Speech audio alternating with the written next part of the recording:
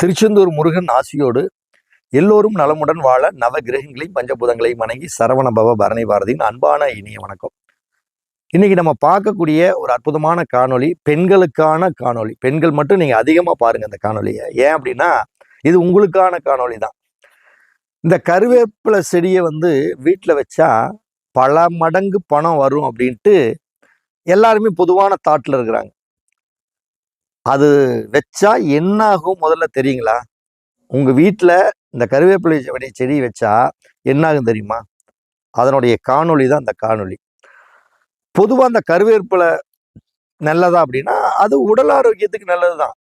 தோல் அலர்ஜிக்கு நல்லது, தலை முடிக்கு நல்லது, நம்மளுடைய கண் பார்வைக்கு நல்லது. அதே மாதிரி உணவுகளில் போடுறோம், வயிற்று புண்ணை ஆற்றும். இது மாதிரி கருவேப்பிலை அப்படிங்கிறது பொதுவாக உடல் ஆரோக்கியத்திற்கு ஒரு நல்ல ஒரு சமையல் பொருள் தான். அதுல எந்த ஒரு மாற்றம் இல்லை. ஆனா நீங்க நல்ல ஒரு லாஜிக் ஒன்று புரிஞ்சுக்குங்க.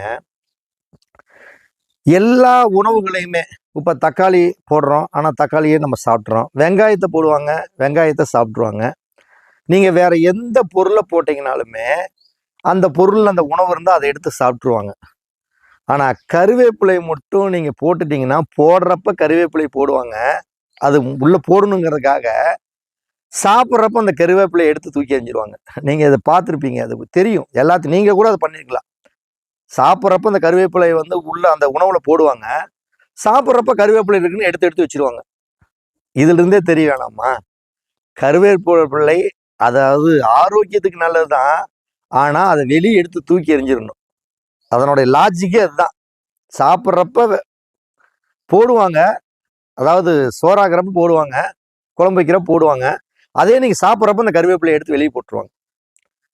அதுக்கு ஒரு லாஜிக்கோட தான் சொன்னாங்க. ஏன் அப்படின்னு கேட்டீங்கன்னா, இந்த கருவேப்பிலை செடி அப்படிங்கிறது உங்களுடைய வீட்டுக்குள்ள எக்காரணத்தை கொண்டு தயவு செய்து வைக்காதீங்க. வீட்டுக்குள்ளேனா ஒரு வீடு இருக்குது, அந்த வீட்டுடைய காம்பவுண்ட் இருக்குதுன்னா அந்த காம்பவுண்டுக்குள்ள தயவு செய்து வைக்காதீங்க. ஏன் என்ன காரணம் அப்படின்னா, இந்த கருவேப்பிலை செடிக்கு மட்டும்தான் அக்கம் பக்கத்துல இருக்கக்கூடிய இறந்தவர்களுடைய அந்த ஆத்மா உடனே முதல்ல தங்கும் அப்படின்னா அந்த கருவேப்பிலை மரத்துக்கு தான் முதல்ல வரும். அதனாலதான் நம்ம சாப்பிட்றப்ப அந்த கருவேப்பிலையை வெளியே எடுத்து வச்சிடுறாங்க. முன்னோரத்துல யாரோ ஒருத்தர் செஞ்சதை இன்னைக்கு எல்லாம் நம்ம ஃபாலோ பண்ணிட்டு இருக்காங்க.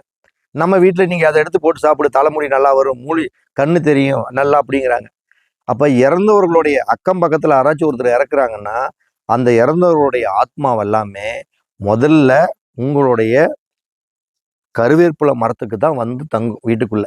அப்படி தங்குறப்ப என்ன ஆகும்? அதனுடைய ஆத்மா சாந்தி அடையாம இருக்கும். அதான் சொல்லுவாங்கல்ல, பாதி நாள்லே உயிர், அதாவது அடப்பு அப்படிம்பாங்க. ஒரு குறிப்பிட்ட மாசத்துக்குள்ளேயே அவங்க இறந்துட்டா, சில நட்சத்திரத்துல இருந்தா அடப்பு நட்சத்திரம்பாங்க. இந்த அவிட்டம், சதயம், பூரட்டாதி, உத்திரட்டாதி, ரேவதி இதுல எல்லாம் இறந்துட்டா 6 மாசம் அடைப்புங்கிறாங்க பாத்தீங்களா? அந்த ஆத்மாவானது என்ன ஆகும்னா பக்கத்துல நீரா இறந்தவங்க, அந்த அடப்பு நட்சத்திரத்துல இறந்தவங்க எல்லாமே, அது எந்த நட்சத்திரத்துல அடப்பு நட்சத்திரத்துல இருக்கிற இறந்தவங்க எல்லாமே அந்த ஆத்மா என்னன்னா முதல்ல டக்குன்னு உயிர் போனோன்னு பக்கத்துல எந்த கருவேப்பிலை மரம் இருக்குதோ அங்கதான் போய் முதல்ல உட்காரும். ஆனா இது உங்களுக்கு கிண்டல் கூட சில பேர் பண்ணலாம், கமெண்ட் பண்ணலாம், எதை வேணுமாலும் பண்ணலாம். ஆனா உண்மைத்தன்மை என்னன்னா இதுதான் உண்மைத்தன்மை. அப்ப இந்த இறந்தவர்களுடைய ஆத்மா இந்த பக்கத்துல உட்கார்ந்துக்குச்சுன்னா அந்த அடப்பு தீர்ற 6 மாசத்துக்குமே மேல அந்த ஆத்மா போகாத வரைக்கும் அந்த மரத்திலேயே சுத்திக்கிட்டு அவங்க வீட்டை சுத்திக்கிட்டு உங்க ஏரியாவுக்குள்ளேயே தான் இருக்கும். அப்ப என்ன ஆகும்? அந்த தன்னுடைய ஆசையை பூராமே அங்க பாக்குறவங்க, உங்க வீட்டுல இருக்கிறவங்க, அந்த வீட்டுக்கு பாத்திப்பட்டவங்களுடைய குடும்பத்தில் இருக்கிறவங்களுக்கு வருத்தத்தையும் அதே மாதிரி உடல் ரீதியான தொந்தரவுகளையும் அதிகமா கொடுக்கும். நீங்க உங்க வீட்டுக்கு பக்கத்துல யாராச்சும் ஒருத்தர் இறந்துட்டாங்கன்னு வச்சுக்கோங்க, அடப்பு இருக்குதுன்னு பாருங்க. உங்க வீட்டுல நீங்க ஒரு எலுமிச்சம்பழ செடி, அதாவது கருவேப்பிலை செடி வச்சிருந்தீங்கன்னா கூட புதுசு புதுசா 4-5 செடி அப்படியே சின்ன சின்னதா குட்டி குட்டி அங்கங்க முளைச்சிக்கிட்டே இருக்கும். இது நடைமுறையில பார்த்தீங்கன்னா தெரியும், உங்களுக்கு அனுபவம் தெரியும். பாருங்க, அதெல்லாம் இனிமேல் நீங்க பாருங்க. அப்ப தயவு செய்து உங்க வீட்டுல கருவேப்பிலை செடியை உங்களுடைய காம்பவுண்டுக்குள்ளதான் வைக்க வேணாம்னு சொல்றேன். காம்பவுண்டுக்கு வெளியே வைங்க, தோட்டத்துல வைங்க.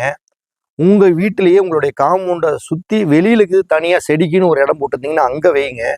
உங்களுடைய வீட்டுடைய எல்லைக்கு உட்பட்ட பகுதியில தயவு செய்து கருவேப்பிலை செடியை வச்சிங்கன்னா நிச்சயம் அக்கம் பக்கத்தில் அடப்பு நட்சத்திரத்துல இறந்தவங்க பக்கத்துல இருக்கக்கூடிய உங்களுடைய ஆத்மா அனைத்துமே உங்களுடைய கருவேப்பிலை மரத்தில் வந்து உட்கார்ந்து உங்களுடைய வளர்ச்சி, ஆரோக்கியம் இதில் எல்லாம் வந்து நிச்சயம் உங்களை தொந்தரவு கொடுக்கும்.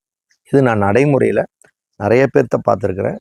இது பெண்களுக்கு சொல்லணும் அப்படிங்கிறது தான். ஆண்கள் வந்து இதை கிண்டல் பண்ணுவாங்க, கேலி பண்ணுவாங்க, நம்பகத்தன்மை இல்லாமல் இருக்கலாம், எப்படி வேணுமாலும் நினச்சிட்டு போகிறாங்க, கமெண்டில் எப்படி வேணுமாலும் போட்டோம். ஆனால் உண்மையான ரீசன் இதுதான். சாப்பிட்றப்ப அந்த கறிவேப்பிலையை வந்து சோத்துல போடுறீங்கல்ல, குழம்புக்கு, ரசத்துக்கு, எல்லாத்துக்குமே போடுறீங்க. அதையே இதை வந்து எடுத்து நீங்கள் சோத்துல போடுறப்ப அந்த கருவேப்பிலையை ஏன் எடுத்து வெளியே வைக்கிறீங்க? என்ன காரணம்? முன்னோர்கள் ஏற்கனவே சொல்லிட்டு வச்சிருக்காங்க, கருவேப்பிலையை வெளியில் வைக்கணும், வீட்டுக்குள்ளே வைக்கக்கூடாதுங்கிற லாஜிக் தான் இதை நல்லா புரிஞ்சுக்குங்க. உங்களுடைய கருத்துக்களை எதாக இருந்தாலும் தெரிவிங்க. அனைவருக்கும் வணக்கம், அனைவருக்கும் வாழ்த்துக்கள்.